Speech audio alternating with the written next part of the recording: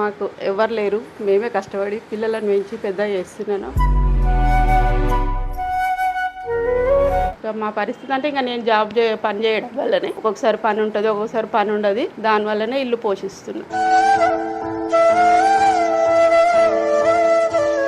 మీకు ఎంత వస్తుంది ఇన్కమ్? ఒక పాపకు 1500 1000 రూపాయలు ఇస్తారు స్నానం చేపిస్తారు. రెండు కన్నుల మనిషి బ్రతుకును గుండె కన్నుతో చూడరా.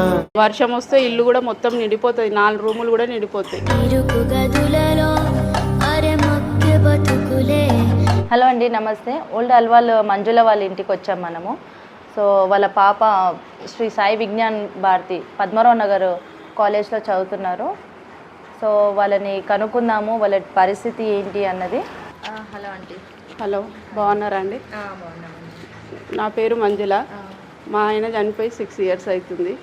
మాకు ఎవరు లేరు, మేమే కష్టపడి పిల్లలను పెంచి పెద్ద చేస్తున్నాను. ఎన్ని సంవత్సరాలు అవుతుంది అంటూ చనిపోయి? 6 years అవుతుంది. 6 years. సో అప్పటి నుంచి మీరు ఏమైనా వర్క్ చేస్తున్నారా? చిన్న పిల్లలకు స్నానం చేయిస్తాను, అదే పని, ఇంకా వేరే పని ఏం లేదు. ఎంతమంది పిల్లలు మీకు? ఒక బాబు, ఒక పాప. బాబు ఏం చేస్తారు? బాబు ఈ మధ్యలోనే మేము మంగళూలము కటింగ్ నేర్చుకున్నాడు. పాప చదువుకుంటుంది. పాప ఏం చదువుతుంది? ఇప్పుడే డిగ్రీ. డిగ్రీ. ఆమె కూడా గురుకుల్లా ఫస్ట్ ఇయర్ సెకండ్ ఇయర్ గురుకుల్లోనే హాస్టల్లోనే ఉండే. ఈ మధ్యలోనే పంపిస్తున్నాం డిగ్రీకి. ఈ ఆర్థిక పరిస్థితి చెప్పండి. ఆర్థిక పరిస్థితి ఏం బాగాలేదు మాది. నేనే సంపాదించి మొన్నటిదాకా 5 సంవత్సరాల నుంచి నేనే ఇల్లు పోషించినాను. ఈ మధ్యనే మా బాబు ఒక 1 year నుంచి వెళ్ళి పార్లర్లో వేరే షాప్లో పనిచేస్తాడు. చదువు ఎలా? మీరు మా బాబు అయితే ఏం చదువుకోలేడు, 10th క్లాస్ వరకు చదువుకున్నాడు. పాపనే గవర్నమెంట్ స్కూల్లో చదువుకుంది, గురుకుల హాస్టల్లో ఫస్ట్ ఇయర్ సెకండ్ ఇయర్ చేసింది. 2 సంవత్సరాల నుంచి చదువుకోలేదు ఆ పాప కూడా. ఈ మధ్యలో డిగ్రీ వెళ్తుంది.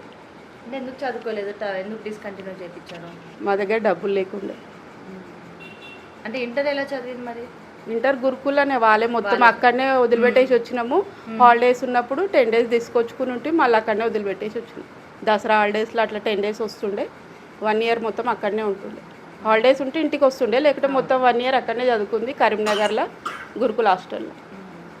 మా పరిస్థితి అంటే ఇంకా నేను పని చేయడం వల్లనే ఒక్కొక్కసారి పని ఉంటుంది, ఒక్కొక్కసారి పని ఉండదు. దానివల్లనే ఇల్లు పోషిస్తున్నా. మీకు ఎంత వస్తుంది ఇన్కమ్? ఇన్కమ్ అంటే ఒక 5000 వస్తుంది. ఒక పాపకు 1500 1000 రూపాయలు ఇస్తారు స్నానం చేపిస్తే. ఒక్కొక్కసారి 2 పాపలు ఉంటారు, ఒకసారి 3 పాపలు ఉంటారు, లేకుంటే ఒక్కొక్కసారి పాపలు కూడా ఉండరు, లేకపోతే ఖాళీగా ఇంట్లోనే ఉండాలి. ఇది ఓన్ హౌస్? ఓన్ హౌస్ అంటే మా ఒక్కరికి కాదు, ఇది మా మరిది వాళ్ళ ముగ్గురం అన్నదమ్ములు, మా ఆయన వాళ్ళు ముగ్గురికి వస్తుంది ఇల్లు. అట్లా మా సొంత రెంట్ పే చేసే పని లేదు కాబట్టి ఉన్న దాంట్లో సర్దుకుంటున్నాం. వర్షం వస్తే ఇల్లు కూడా మొత్తం నిండిపోతుంది, 4 రూములు కూడా నిండిపోతాయి. వర్షాకాలం వస్తే చాలా కష్టం ఉంది ఇంట్లో. అట్లా సో ఇప్పుడు మీకు ఎడ్యుకేషన్ పరంగా నేను కూడా ఏం చదువుకోలేను, 10th క్లాస్ వరకే చదువుకున్నా, తెలుగు మీడియం. అప్పుడు సో మమ్మల్ని కాంటాక్ట్ చేయమని ఎవరు ఇచ్చారు మీకు నెంబరు? మా చెల్లె వాళ్ళు ఇచ్చారు. మీ సిస్టర్. హాయ్. Hi ma'am. నీ పేరు? జ్యోతిక.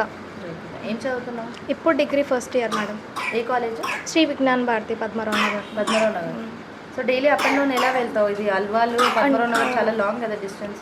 లాంగే, కానీ అంటే నేను ఫీజు చూసుకొని అక్కడ జాయిన్ అయినా. మెయిన్ ఇక్కడ ఎక్కడ చూసినా 30-35 అన్నారు ఫీజు డిగ్రీకి.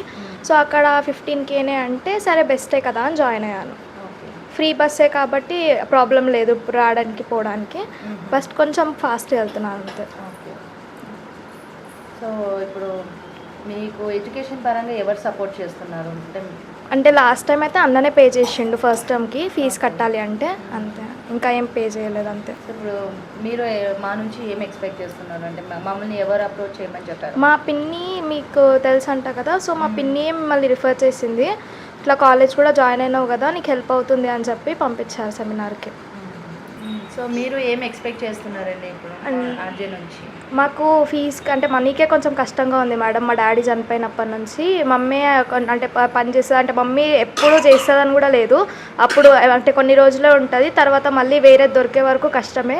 సో నాకు ఫీజు పరంగా కొంచెం హెల్ప్ చేస్తే మంచిగా ఉంటుంది అనుకున్నాను అంతే.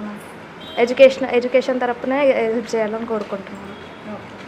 మీరు ఇంత మంచి పని చేస్తున్నారు మేడం, ఇంతమందికి హెల్ప్ చేస్తున్నారు, పేదవాళ్ళకి ఆర్ సింగిల్ మదర్స్కి. సో నాకే కాకుండా ఇంకా చాలామందికి హెల్ప్ చేయాలని, ఇంకా పేదవాళ్ళు ఆర్ సింగిల్ పేరెంట్స్ కానీ ఎంత కష్టపడుతున్నా వాళ్ళు ఎట్లా ఉన్నా కూడా వాళ్ళకి ఇంకా హెల్ప్ చేయాలని కోరుకుంటున్నాను. Thank you.